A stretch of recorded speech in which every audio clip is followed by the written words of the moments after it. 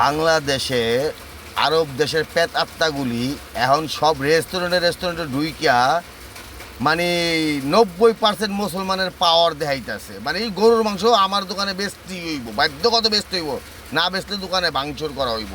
তার মানে মগের মূল্য পায়ে হালাইছে বাংলাদেশে এই এই আরব দেশের পেতাত্তারা। আজকে যদি ইন্ডিয়ায় যদি মুসলমানের দোকানে ঢুকে শহরের মাংস তার বেচতে হইব, তখন কি করবি রে?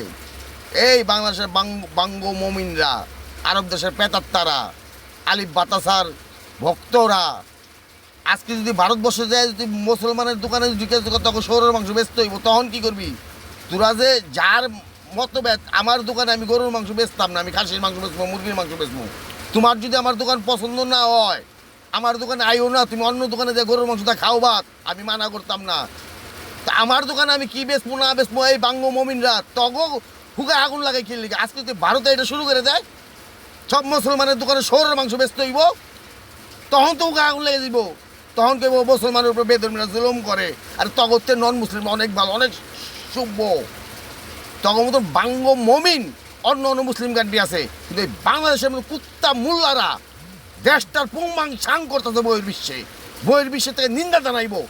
সব দেশে, অন্য অন্য দেশে এই যার যার মতভেদ তার তার কাছে, কিন্তু এই বাংলাদেশে বাঙ্গ মমিন, এই আরব দেশের পেতার তারা এই 90% মুসলিম, 93% মুসলিম। তোরা নিজের জনতা, তোর বাপরা কত পার্সেন্ট মুসলমান আছে?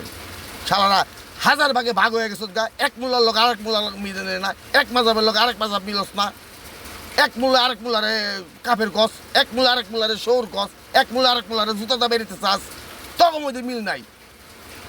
আলারা দেশটার পুংমাং সাং করে দিস। কামলা তো খাস না,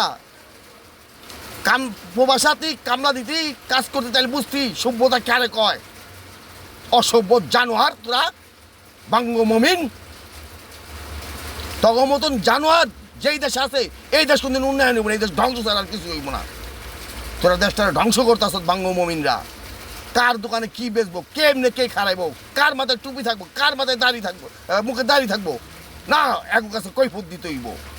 কে তোর বাপদাদার কিনা আমার মন না, আরব দেশের বাপদাদার কিনা আমার মন? আমার মতভেদ আমার কাছে, আমি কিভাবে চলমু, আমি কিভাবে খামু, আমি কিভাবে ঘুমামু, এটা আমার মতভেদ।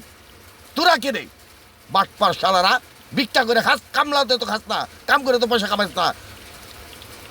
জান্নাত জাহান্নাম বেচ্চা শালারা সংসার চালাস, জান্নাত জাহান্নামের ডর দেখাস আর জান্নাতের লোভ দেখাস।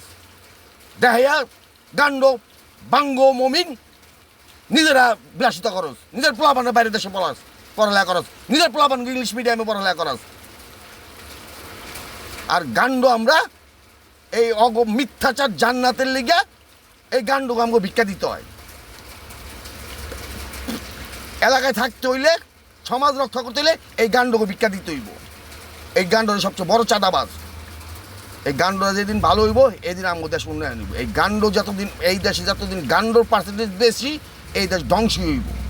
ওকে ভাই, শালারা কার দোকানে কি বেচবো না বেচবো এটা মানে সমন্বয়ক। এই কোন মতো পড়ালেখা করছো, কত নম্বর পাইছো, কোন সাবজেক্টে, খাতা খুলে দেখ। শালা টুকাই শালারা।